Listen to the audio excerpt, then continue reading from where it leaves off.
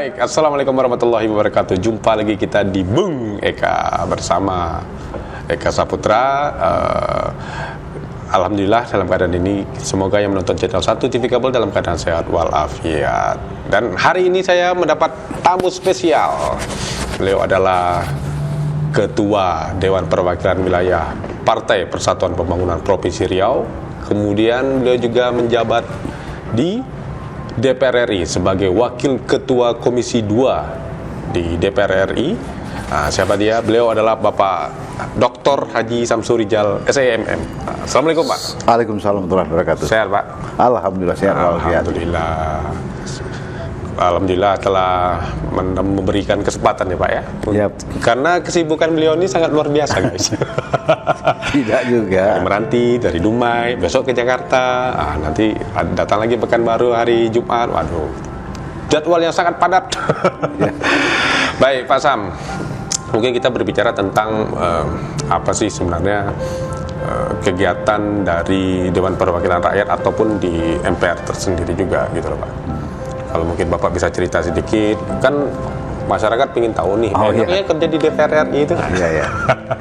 Barangkali yang sedang in saat ini, kami di Komisi 2 sedang membahas atau menggarap rencana perubahan Undang-Undang Nomor 5 Tahun 2014 tentang ASN. Tentang ASN, Pak. Tentang ASN, kita ingin memberikan penekanan khusus kepada pegawai negeri sipil ini supaya kualitas ke depan pegawai negeri sipil ini, Bapak Presiden menyampaikan untuk menjadi pegawai negeri sipil berkelas dunia, ASN berkelas dunia. Tapi kita mesti melakukan sesuatu yang memang dibikinkan agar image masyarakat kepada pegawai negeri sipil ini perlu dirubah dan diangkat ke depannya.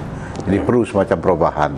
Dan yang ingin kami masukkan adalah persoalan bagaimana soal digitalisasi menjadi bagian yang tak bisa kita lepaskan dari keseharian ASN itu sendiri. Digitalisasi ini maksudnya seperti apa nih? Apakah nanti ada sebagian ASN yang bekerja di rumah, dalam arti kata dia mungkin untuk melakukan administrasi yang berupa online tadi itu? Sekarang pemerintah sedang menggarap apa yang namanya pelayanan publik dengan sistem digital.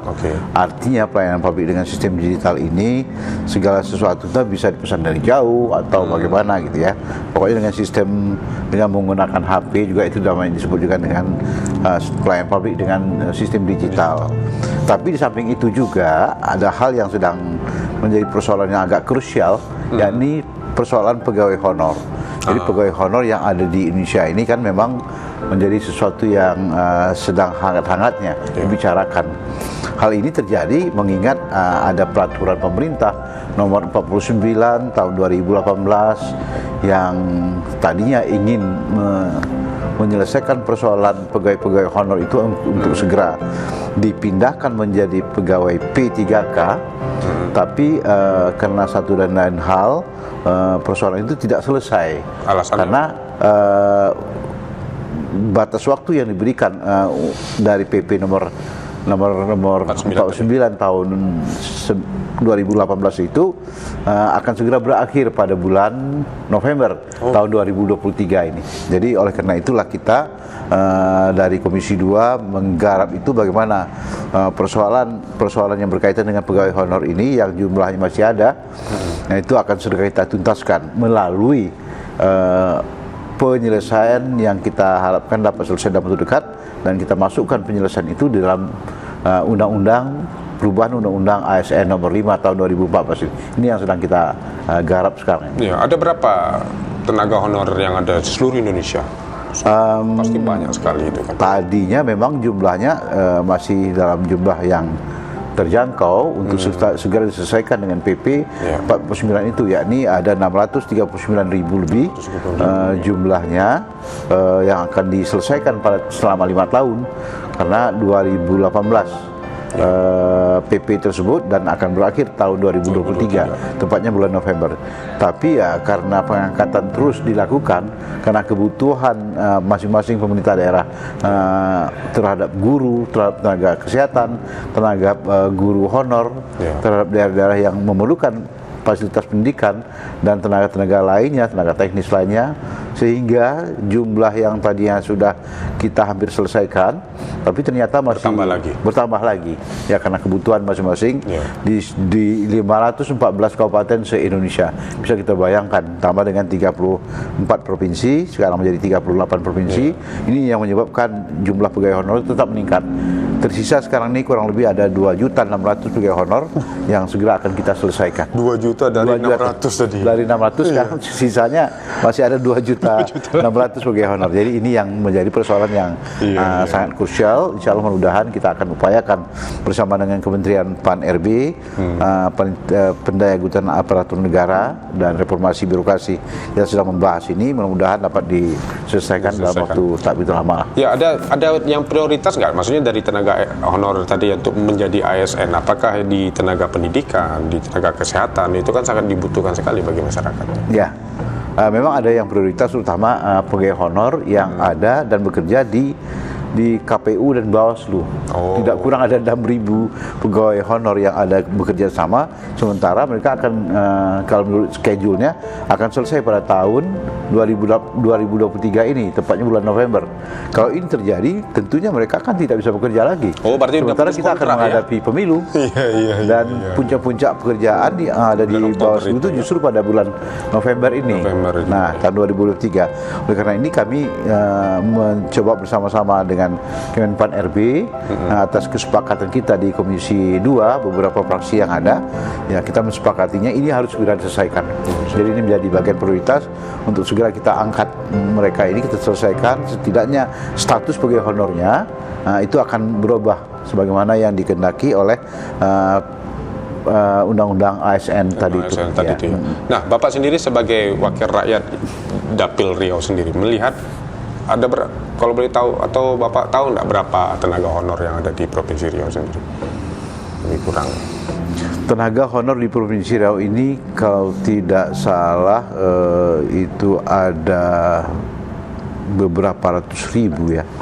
Banyak juga ya. Ya banyak ya, ratusan ribu gabungan dari beberapa kabupaten. Dari beberapa kabupaten. Ya, dari beberapa kabupaten ada 100.000 lebih pegawai honor yang mesti segera kita angkat juga di Provinsi Riau. Kalau nggak salah kemarin ada juga pengangkatan yang dari P3K itu, apakah sudah dilakukan atau belum memang? Pengangkatan itu memang terus ada, langkah-langkah yang diupayakan oleh pemerintah, tapi mengingat waktunya sudah sangat mepet ini, kita khawatir waktunya habis. Undang-Undang Nomor 5 tahun 2014 ini akan segera kita robah. Nah, makanya ini kita serentak menyelesaikannya. Salah satu jalan adalah kita mengupayakan memperpanjang masa berakhirnya jabatan dari atau masa bekerjanya para pegawai honor itu yang tadinya dengan PP nomor 49 tadi itu harus selesai pada bulan November tahun 2023 ini, kita coba perpanjang dengan kesepakatan dengan pihak Kemenpan RB menjadi bulan Desember tahun 2024. Sementara ini itu kesepakatan kita. Jadi mereka akan diberi waktu selama setahun ke depan, ya, setahun lebih ini dari sekarang akan kita upayakan agar menjelmakan mereka ini dari pegawai honor menjadi pegawai P3K dulu. Dan terusnya kita punya konsep lain juga agar kira-kira ke depan ini konsep yang kita ingin tuangkan di dalam undang-undang ASN ini hanya satu pegawai, yakni pegawai negeri sipil atau aparatur sipil negara. Kita berharap ke depan pegawai honor tidak ada dan P3K pun tidak ada. Ya, jadi itu yang kita inginkan, ini yang menjadi cita-cita kita. Itu berarti pegawai-pegawai honor ini setelah diangkat menjadi P3K akan pindah status menjadi pegawai negeri sipil, dan tentunya mereka akan mendapat uang pensiun dan tentunya juga akan mendapatkan hak untuk memiliki atau mendapatkan jabatan struktural. Karena statusnya sudah sama. Jadi ini yang menjadi keinginan kita, dan ini kita coba tuangkan di dalam pasal-pasal yang kita akan masukkan di dalam perubahan Undang-Undang Nomor 5 tahun 2014 tersebut. Baik. Itu tadi yang dilakukan oleh Komisi 2. Nah, selain itu tupoksi DPR itu sebenarnya apa sih, Pak? Kalau tugas DPR ya memang cukup banyak ya. Tentunya ini akan dibagi pada masing-masing komisi. Ada komisi 1, komisi 2, komisi 3, dan komisi 1 seterusnya sampai ke komisi 11. Kalau dianya misalnya masuk dalam kerja komisi 4 misalnya, itu mengurus tentang pertanian, perkebunan, dan kehutanan. Jadi banyak yang jadi ruang lingkup mereka. Jadi masing-masing komisi itu menyiapkan peraturan perundangan dan penganggaran berkaitan dengan tugas di masing-masing komisi. Jadi kami komisi 2 itu ada 16 partner kita, 16 partner kerja, terutama KPU, Bawaslu, kemudian DKPP, kemudian KASN, Kemenpan RB, BKN, dan Ombudsman, serta termasuk juga dengan Menseskap, Menteri Sekretaris Kabinet, dan Menteri kemudian termasuk juga dari Kementerian ATR BPN, Agraria, Tata Ruang, dan Badan Pertanahan Nasional. Jadi banyak. Sekarang ini kita sedang memberikan perhatiannya juga agak serius masalah mafia tanah, ya. Mafia tanah ini memang tidak bisa dihilangkan ya, guys. Tapi ini memang agak berat. Panjang sekali ceritanya karena tidak semudah yang kita bayangkan menyelesaikan soal konflik agraria ini. Cukup lama, ya. Betul, karena bukan hanya ini, ada owner perusahaan juga yang bermain di situ, dan ada ya sesuatu hal yang luar biasa lah di dalam sana. Agak berat. Agak berat. Kita mau mengatakannya pertambahan persoalan pertanahan ini seperti deret ukur, tapi penyelesaiannya seperti deret hitung, ya. Penyelesaiannya lambat, pertambahan case itu banyak sekali, ya. Konflik agraria memang berkembang cepat di tengah-tengah masyarakat kita. Karena persengketaan, perselisihan persoalan tanah ini memang banyak sekali, luar biasa gitu ya. Nah, Pak Samsuri sendiri sebagai Wakil Ketua Komisi 2 atau di DPR RI sendiri, ketika reses, apa yang Bapak lakukan terhadap di kabupaten-kabupaten yang ada di Provinsi Riau pada khususnya? Pertama ya kita membawa misi komisi. Ya, yang kedua juga membawa misi partai. Jadi bagaimana memperkenalkan partai-partai kita ke tengah-tengah masyarakat, dan di saat kita akan menghadapi pemilu yang akan datang, ini menjadi tugas utama kita. Jadi misi-misi partai ya kita ketengahkan masyarakat, bagaimana mereka cenderung memilih P3 sebagai partai yang alhamdulillah ya partai yang bernuansa Islam, ya. Jadi yang kita jual ke tengah masyarakat. Jadi agar masyarakat ya memahami bagaimana visi dan misi partai P3 sebagai partai yang bernuansa Islam. Tentunya tidak lupa kami terus memberikan perhatian yang sangat serius bagaimana mengangkat harkat martabat dari aspek ekonominya, dari dunia kependidikannya, dan lain sebagainya. Pokoknya harkat martabat manusia itu ya melekat di dalamnya soal status pendidikan mereka, dan ini kami berikan perhatian yang sangat serius. Makanya beberapa waktu yang lalu kita mengupayakan membawa bekalan-bekalan beberapa beasiswa untuk anak-anak sekolah kita. Alhamdulillah saya Bengkalis, ya? Ada beberapa kabupaten yang kita bawakan. Ada 4.500 beasiswa untuk anak-anak sekolah. Khususnya kita berikan kepada anak-anak nelayan, juga kepada anak-anak para petani yang datanya ada di Dipodik, jadi itu tak bisa dibohongi. Jadi tentunya anak-anak yang orang tuanya pegawai negeri sipil ini juga tak dapat. Kita prioritaskan bagi mereka yang anak-anak nelayan. Itu banyak di daerah-daerah pesisir. Memang mereka punya keinginan tapi mungkin tidak bisa melanjutkan hal itu, makanya tadi dibantu dengan kita berikan dukungan beasiswa. Ya. Itu berapa, kalau boleh tahu beasiswa itu berapa lama tuh, Pak? Untuk setahun. Untuk setahun kita tambah lagi, setahun kita tambah. Berarti bisa kalau misalnya untuk mengajukan perpanjangan lagi? Ada perpanjangannya ya untuk beasiswa. Khusus untuk kuliah kah? Atau belum, hanya untuk anak sekolah, sekolah dasar, sekolah menengah pertama, dan SDA. Itu yang kita utamakan, karena ini yang menjadi pendidikan dasar yang perlu kita selamatkan anak-anak kita yang itu. Kemudian juga kita memberikan bantuan untuk masyarakat miskin di daerah pesisir itu dalam bentuk bantuan rumah layak huni. Ya, itu juga kita berikan. Kemudian rumah yang tidak layak huni sebelumnya kalau Bapak Patutur. Kalau kita lihat memang ada juga beberapa, tapi ya kita usahakan memberikan rumah layak huni bersama dengan anggota DPR RI lainnya. Jadi bukan kita saja, beberapa anggota DPR RI juga mengupayakan dukungan kepada masyarakat untuk memberikan bantuan rumah layak huni ini. Ya, tapi ya, kita sendiri ya sudah dari P3 juga memberikan pelatihan itu. Kemudian kita juga memberikan bantuan pendidikan dalam bentuk balai latihan kerja yang kita mintakan, kita usahakan atas kerjasama kita dengan anggota fraksi Partai P3, dan ini kita serahkan kepada daerah-daerah yang memerlukan balai latihan kerja. Begitu juga dengan alat-alat pertanian, walaupun kita di Komisi 2, tapi atas kesepakatan kita dengan fraksi P3, anggota fraksi P3 lainnya, saya juga dapat bantuan untuk memberikan bantuan ini diteruskan kepada masyarakat yang ada di dapil kita, di dapil Riau 1 ini. Alat pertanian seperti hand traktor, kemudian traktornya, hand sprayernya, juga alat pertanian lainnya. Pokoknya kita memberikan bantuan apa hal yang bisa kita bantu. Dan yang paling penting juga bantuan untuk makanan bayi, ibu hamil dan ibu hamil. Ya, ibu hamil kita juga berikan bantuan kepada mereka supaya mereka punya bayi yang sehat dan ibu yang sehat. Kalau mereka punya bayi yang sehat, ibu sehat, insya Allah mereka akan melahirkan putra putri di Riau, putra putri yang sehat. Betul sekali. Baik, musim ini adalah musim politik. Pada Februari 2024 akan ada pemilihan legislatif, pada tepatnya bertanggal 14 Mei kalau nggak salah ya Pak ya. 14 Februari. Oh, 14 Februari ya. Pas 14 Februari guys. Hari apa itu ya? Nah, hari Rabu. Hari Rabu ya.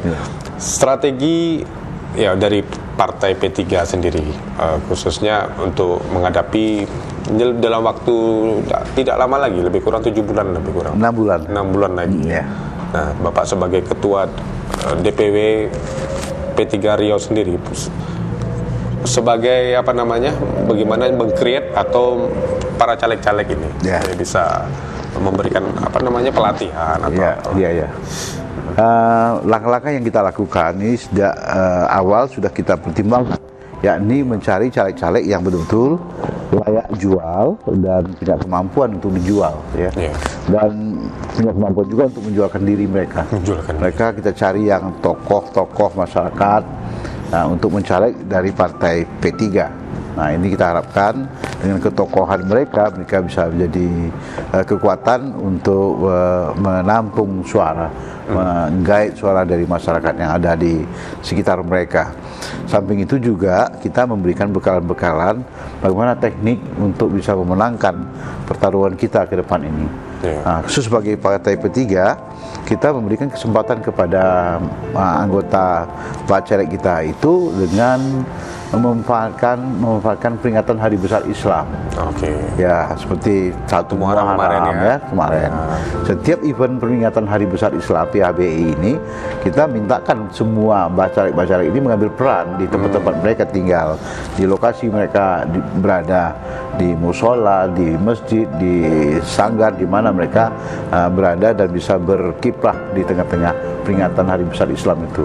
Nah, dalam waktu dekat mungkin kita akan memasuki bulan Rabiul Awal sebagai bulan kelahiran Nabi Muhammad SAW ya. Kita peringatan Maulid Nabi, dan ini kita mintakan juga nanti caleg semuanya untuk mengambil momen itu sebagai peluang untuk membuat langkah-langkah elektoral di masing-masing mereka. Jadi dengan membuat baliho, membuat spanduk, atau mereka menjadi penceramah, atau mereka membuat acara-acara tertentu, dan mengikuti acara itu dan aktif agar mereka dikenal oleh masyarakat. Samping itu juga mereka berusaha juga secara pribadi membuat kartu nama dan apa segala macamnya. Itu wajib, itu wajib. Dan langkah-langkah lain yang saya kira ini tidak layak juga kita ungkapkan di sini karena itu bagian daripada strategi partai. Oh iya, jelas. Kalau untuk strategi partai kita tidak akan ungkapkan. Itu rahasia dapur. Dan itu akan kita nanti terbaca juga dengan orang lain gitu. Jadi ini sudah kita berikan bekalan. Yang jelas kita berkeliling ke semua DPC. Insya Allah mudah-mudahan sudah kita ansur, dan masing-masing kita juga akan turun ke masing-masing DPC memberikan bekal-bekalan. Termasuk juga kita menyiapkan tenaga saksi. Karena kita sudah menyiapkan badan pengelola saksi kita, BPS kita. Jadi badan pengelola saksi kita. Ya, jadi BPS ini kita perlukan, mengingat ke depan ini saksi-saksi ini selain daripada bersaksi mereka juga menjadi tim kita sekaligus. Ya, sebagai lumbung suara juga kan? Ya itu penghimpun suara itu. Jadi ini yang kita lakukan dan ini kita lakukan. Baik. Ini contoh bagian daripada langkah-langkah yang kami buat. Masih banyak lagi strategi-strategi yang kita siapkan untuk masing-masing bacalek. Pokoknya kita mentargetkan tidak boleh ada dapil yang kosong dan tidak terisi atau tidak dimenangkan oleh Partai P3. Ini target kita. Nah, ngomong-ngomong masalah target nih, untuk DPR RI, untuk DPRD provinsi, dan untuk DPRD kota atau kabupaten, berapa kursi, Pak? Ya kalau untuk DPR RI ya kita berharap ada 2 dapil, ya minimal satu orang itu kursi ya. Tapi kalau bisa dapil Riau 1, bisa 2 kursi, kenapa tidak kita usahakan gitu kan. Tapi namanya juga target ya. Betul. Tapi ya target ini target yang tidak ekstrim gitu ya, yang masuk akal itu diterima oleh pihak lain. Betul. Ya, kemudian di masing-masing di provinsi dapil Riau, dapil provinsi ini ada 8 dapil. Jadi kita berharap masing-masing dapil ada kursi kita. Tapi kita sudah lihat juga ya target kita ya 6 atau 7 kursi barangkali dari dapil yang ada. Yang sebelumnya sudah ada 4 kursi. Sudah ada 4 kursi pada pemilu 2019 yang lalu. Nah, sedangkan untuk yang DPRD Kota Pekanbaru ini kemarin cuma ada 1 ya. Ya DPRD Kota Pekanbaru cuma 1 waktu itu. Nah, yang kabupaten-kabupaten lainnya, Pak? Kita harapkan untuk Pekanbaru ini bertambah. Bertambah lagi, sudah kita kaji. Juga untuk dapil provinsi kita sudah kaji, ini akan bertambah mudah-mudahan. Tapi pertambahannya itu apakah bisa 2 atau 3 gitu kan, dari 4 yang ada dulu. Kemudian untuk dapil kabupaten lainnya kita terus menggarap. Kita yakin tahun ini kita akan lebih banyak jumlah kursinya dibandingkan dengan tahun-tahun lalu. Untuk tingkat kabupaten itu kita rasakan demikian, karena rasanya kegiatan sekarang lebih efektif ya, pendekatan kita lebih kepada bagaimana kita tuh memenangkan kursi. Betul. Itu yang kita lakukan di masing-masing kabupaten kota. Betul sekali. Nah, pertanyaan terakhir mungkin, apa perbedaan antara DPR RI, DPRD provinsi, DPRD kota? Tupoksi sebenarnya sama atau enggak sih, Pak? Tupoksinya sendiri? Secara umum tetap sama juga. Tetap sama. Jadi kalau DPR itu dimanapun dia pada tingkatan apapun, tugasnya adalah tugas legislasi. Menyiapkan peraturan perundangan dari komisi-komisi yang ada di komisi ini adalah merupakan alat penampung aspirasi masyarakat dari aspek apa saja dari kehidupan bertata negara ini. Jadi semuanya tertampung dalam komisi, baik itu di komisi di DPRD kabupaten kota, provinsi dan pusat. Jadi fungsi legislasinya ada. Samping itu juga fungsi budgetingnya juga. Nah, fungsi budgeting kita menyiapkan anggaran-anggaran dari masing-masing komisi kita itu. Kita mengkaji berapa anggaran, walaupun draftnya mungkin dari pemerintah, tapi tetap kita bahas bersama-sama. Mungkin pagu awalnya dari pemerintah, tapi kita bahas apakah ini akan turun atau akan naik, itu ada di masing-masing komisi kita. Baru tugas kita berikutnya adalah pengawasan. Pengawasan atas apa yang sudah kita sepakati, dan kita sudah rumuskan bersama-sama, dan pelaksanaannya tahun-tahun itu kita akan awasi. Baik. Mungkin ada pesan terakhir untuk para kader ataupun masyarakat yang ada di Provinsi Riau? Ya, tentunya kami mengharapkan kepada seluruh masyarakat yang ada di tanah air, tentunya di Provinsi Riau khususnya, agar jangan tidak datang pada tanggal 14 Februari 2024 itu, karena ini adalah masa untuk kita menentukan masa depan negara kita. Ini adalah amanah Undang-Undang Dasar 1945 yang mencetuskan, yang meminta kepada kita agar proses penyelenggaraan pemerintahan ini dapat terus berlanjut. Maka satu-satunya jalan adalah kita mesti melaksanakan pemilu sebaik mungkin. Legitimasi pemilu memang juga sangat tergantung kepada jumlah pemilih yang hadir di TPS. Walaupun tidak ada persentase khusus yang mengatakan dia legitimit atau tidak legitimit, tapi indeks demokrasi kita dapat diukur dari kehadiran masing-masing anggota masyarakat di tempat pemungutan suara TPS. Yakni mereka yang sudah berumur 17 tahun sampai dengan tidak ada batasnya tentunya, sepanjang mereka itu sehat walafiat dan dan secara tidak sakit lah gitu ya. Tidak sehat lah. Sehat walafiat gitu ya. Bahasa kasar tidak gila gitu ya. Iya.